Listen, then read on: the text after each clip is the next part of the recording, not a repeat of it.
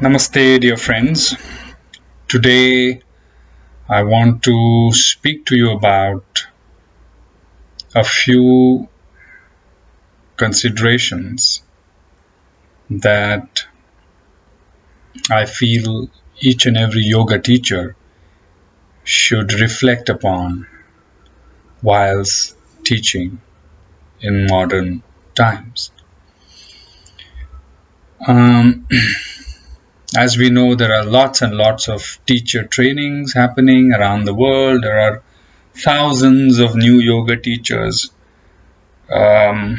churned out in the world on a daily basis.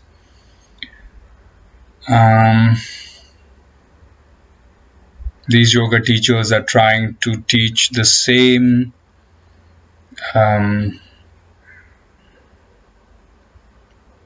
form of asanas or same system of stretches to the captive audience which is exposed to the benefits of yoga.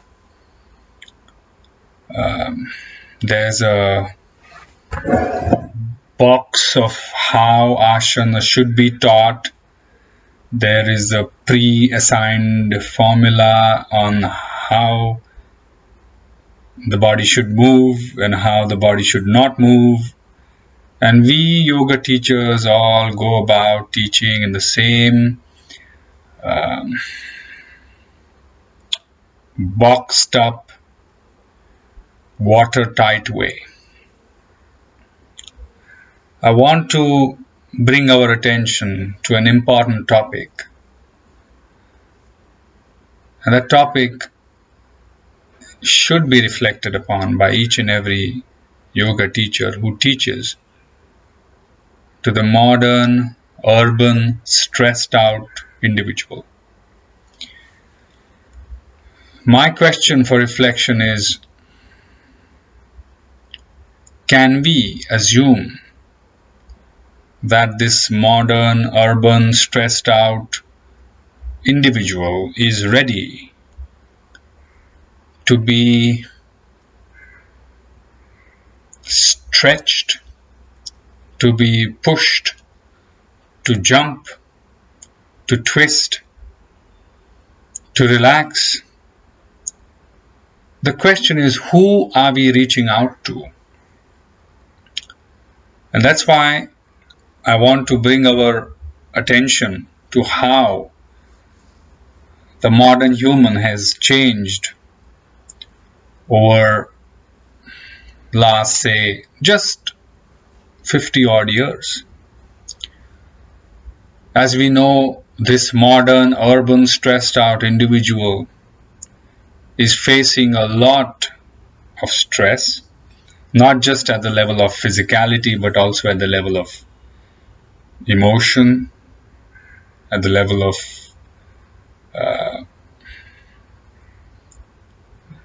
deep cells within. The changes that we as a modern individual are facing are coming to us at a much, much faster rate, and the stress of adapting to these changes is also very strong. I don't think there was any time in human history where we as humans have faced external stress in such a drastic way, such a fast-paced way ever. Physical activity is no longer an essential part of our day-to-day life. That's why we have to take time out to do something called as exercise.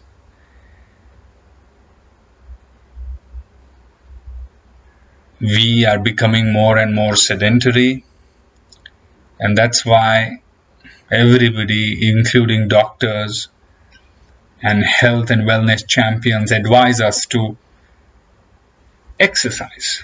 If you see ancient times, exercise was not really an separate part of a person's lifestyle, except if you were a soldier, you had to do your exercise, or um, a bodyguard, or some kind of a yogi. But today, exercise has become, it is important. It is uh, more and more mandatory for us to take time out to create physical activity. And perhaps because of this, yoga is considered as an exercise form. The spectrum of mortality is shifting from infectious diseases to lifestyle diseases. And this has started happening in last hardly 20 odd years. Even though we are less and less active in the physical body, the mind on the other end is becoming more and more loaded. The mental stress is increasing. So if we really look at the ancient man and the modern man, the ancient man had more physical activity and less mental strain. And the modern human has less physical activity and more mental strain. And that's why we have to keep into consideration also the attention spans that are reducing because sensory stimulations are increasing. There's a lot to take in and assimilate, especially if you are a student, if you are a teenager, especially if you are tuned into getting affirmations, consolations from others.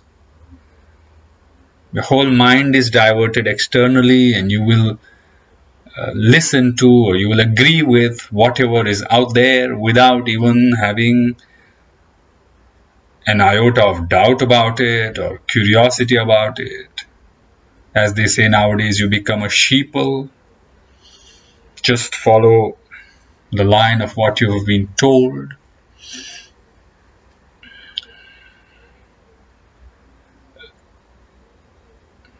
Funnily or ironically, even though our physical body is getting less and less active, we are becoming more and more sedentary, the attention that physical body is getting nowadays is a lot, in the sense the physical body is looked at as a kind of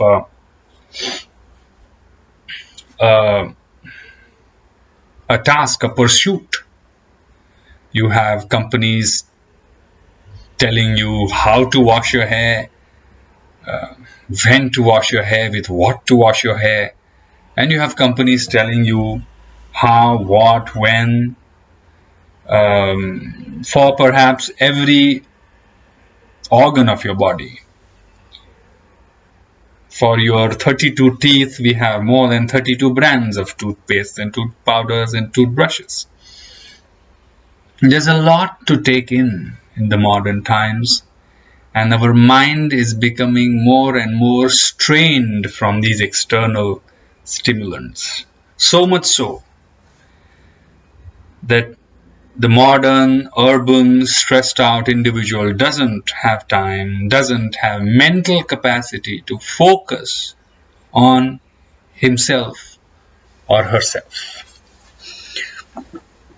Another thing that comes to my mind is the joy of pleasure. And I was a small child, and I'm sure most of you also have experienced this. Going to a restaurant was a reward, right? After you finish your exams, the whole family goes to a restaurant, and we would actually look forward to that time. Today, pleasure has lost its importance. Pleasure is no more a reward, I think, and that's why pleasure has become an indulgence. And very, very smartly, the human mind has learned how to turn the pleasure into distraction by creating a craving for that pleasure, repeated craving for that pleasure, which we call as addiction. This distraction, this constant distraction,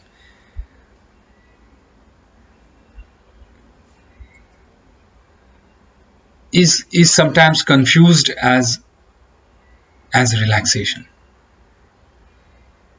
Means if you're stressed at work, you go out with friends or your colleagues and eat stimulating food to feel good. We have to really, really pay attention to when pleasure becomes addiction. And if we don't have the control on that pleasure, every pleasure, and whatever it may be, will end up becoming addiction. Upon that, this modern, urban, stressed out individual is also facing a lot of invisible impact, invisible stress from electromagnetic frequencies, radiations, from electronic devices. Not many talk about it, not many understand it, but definitely there is a lot of strain on our system, mind-body system, that didn't exist 100 years ago. But above all, from the asana or a yoga teacher point of view, we have to understand that structurally or even biomechanically, the human body is really changing. The erect spine is drooping. The back doesn't have strength to support itself because we are so used to taking backrest or using backrest of a chair. An average urban individual cannot squat anymore, which is one of the most important movements that a human body should be able to do. The knees are becoming weak because the gluteal muscles, the whole pelvic area is losing its strength. The biomechanical axis, which is in whose purpose is to give stability, is not providing stability anymore. That's why we have new ailments like forward head syndrome, iPad finger, BlackBerry syndrome, so on and so forth. So all these considerations need to be kept in mind by the yoga teacher who is teaching or reaching out to the modern, urban, stressed out practitioner. So I urge all the yoga teachers out there whose target customer, target market is this urban individual, to give it a thought and not to fall into the same rut of making people do the same postures again and again, and the same sun salutation and same handstand and headstand, without giving a consideration to what they are, what they have become because of their modern lifestyle, what they are capable of, and their own personal goals. And that's why personally I feel a certain empathy towards the modern human body, which needs to be gently assured of what it can do naturally, is what needs to be the priority of a modern contemporary yoga teacher. So I hope we all don't fall into the formula of a set pattern of yoga class.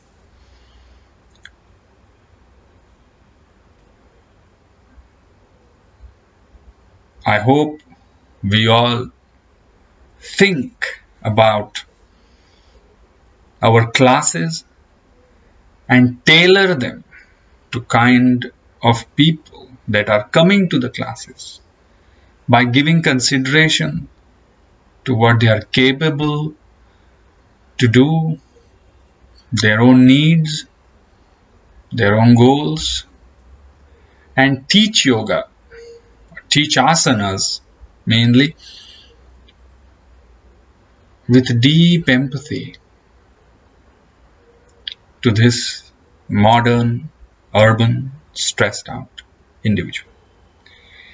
I hope this short clip makes us all reflect and adapt our teaching of asana or yoga or whatever uh,